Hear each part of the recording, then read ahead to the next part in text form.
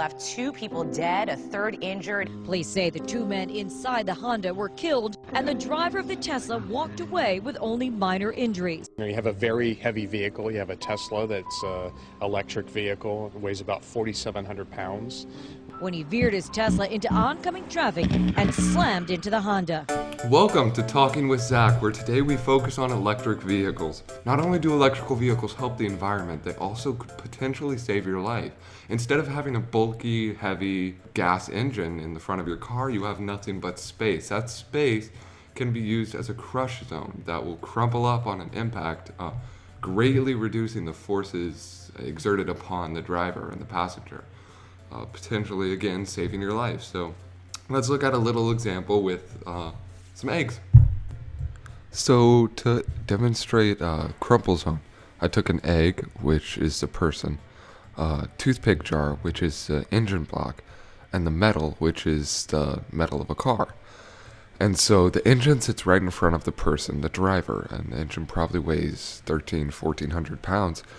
And so we're going to see what happens when they get in a crash, just head on. We're going to drop it on the floor and see if we'll be able to kill the person with the engine. Okay. Unfortunately, it looked like our egg broke, so our person did die. So now we'll move on to the next one. Okay, so I've got the same setup, but now with 2 pieces of bread to simulate the crumple zone of an electric vehicle because it has no engine. Egg represents a person again. Going fast because I'm short for time, so let's see what happens.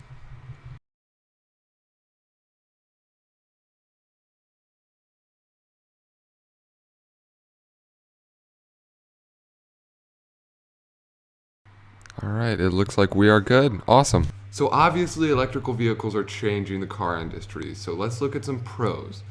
You've got home charging, which is really nice because you don't have to leave or go outside or deal with people. You've got quick to accelerate and incredibly quiet. No money to spend on gas, obviously. That's a huge plus. You save thousands of dollars over the life of your car in gasoline, and you save the dangers of driving to and fro the gas station. You've got national and statewide tax breaks.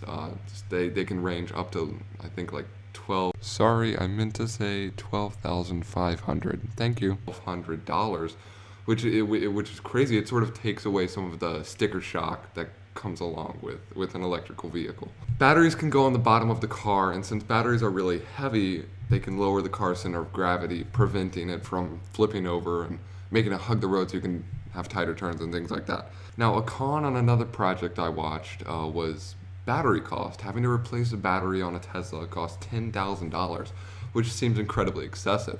However, with this new feature that Tesla is offering at their supercharging stations, it'll cost about $60 to $80 to completely change out your battery in a matter of only a minute and 30 seconds. So it's faster than refueling, and you get a full charge and a new battery, so you don't have to worry about replacing those old batteries. And so since that con has been taken care of, I only have 4 more to go. So the other cons are that recharging takes more time than refueling. If you want to fully recharge your battery, it's going to take a couple hours.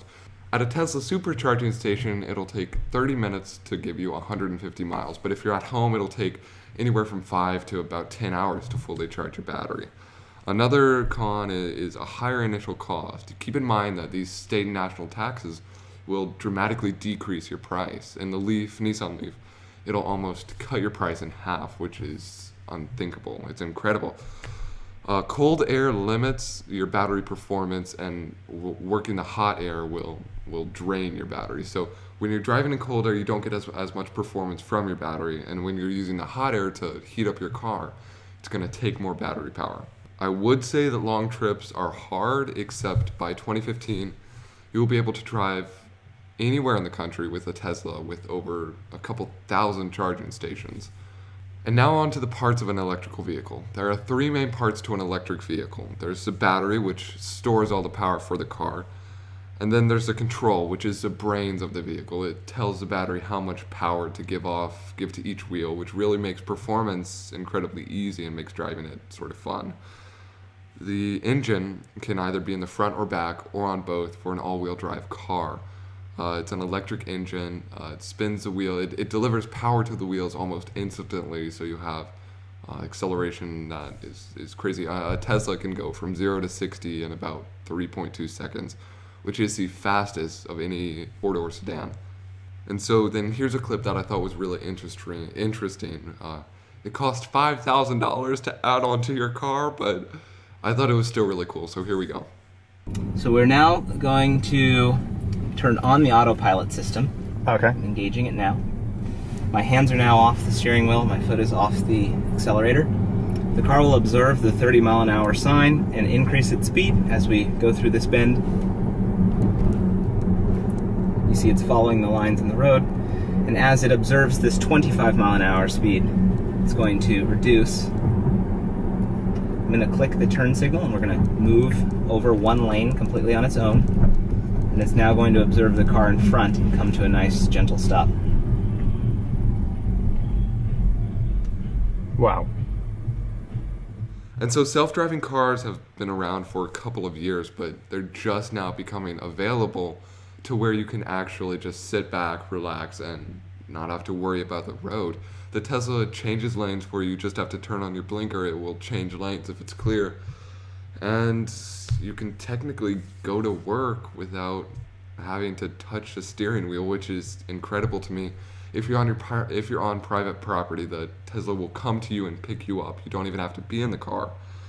It's some innovative stuff that's going on right now. The tax incentives are amazing because you get a national credit of $7,500, and in Georgia you get a state credit of about $5,000. And you will be able to ride in the carpool lane, which is pretty handy on those crowded days when you're driving to work. So you can get about $12,500 off the initial price of an electric car. And you'll be able to drive in the carpool lane even if you have one person. So that's pretty cool. And electric vehicles would be incredibly beneficial in places like Los Angeles, where there's a huge population density.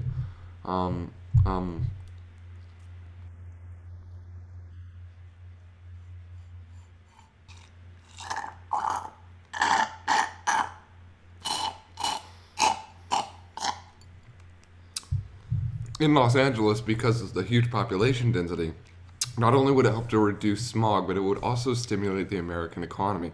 Our cars create a lot of pollution, and not only by buying electric would we stimulate the American economy, electric vehicles are, depending on what state you live, they're about 5 to 10 times more clean for the environment than a gas-powered car. So many people have asked the question,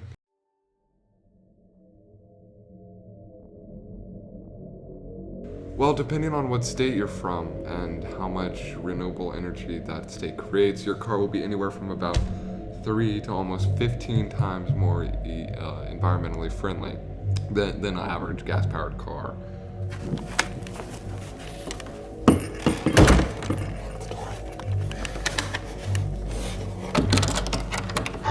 to almost 15 times.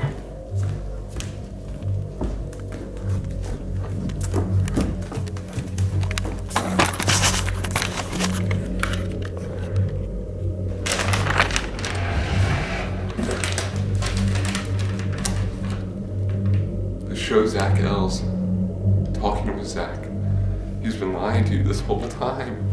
Electric cars produce about 8,000 pounds of CO2 per year, while gas-powered cars produce 13,000 pounds. He faked his numbers.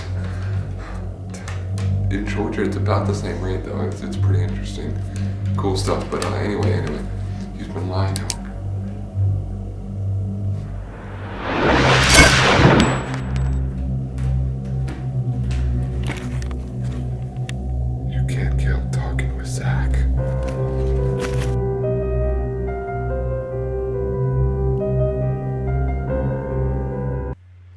And here's a little short video clip explaining how we're making batteries better, we're making batteries cheaper. Elon Musk not just threatening car makers, but now scaring the utilities. Tell us about this other bet. Thinking Tribe Called Quest, fear of an Elon planet. So this is really interesting, I think, because of the big bets that Elon Musk has made on this gigafactory, that borrowing $2 billion in convertible debt to try to turn this thing into a giant factory to create somewhat cheaper cars because of somewhat cheaper batteries based on a very old battery technology. So one of the big bets that Elon's making is that no one else will invent a better battery for the next 20 years. That all of the efforts that the $2 billion spent in federal government research and spent by companies like GM on trying to find a better battery, which have failed thus far, will continue to fail. And battery technology has advanced very, very slowly. If you look over the last century, so it sounds like a reasonable bet. Well, it's an interesting one because there are some really interesting problems with physics as it relates to sort of changing the way that batteries fire, changing the ways that they degrade slowly over time. And the lithium battery was a significant advancement, but there haven't been a lot since then. There have been some real big roadblocks in that. Finally, I believe we should switch to electric cars because they're cheaper in the long run, they're better for the environment, and you never have to go to the gas station again. I'll probably still go to QT or Racetrack to get like it's, oh my gosh, so. All right, that's our show. Switch to electric vehicles, and thank you.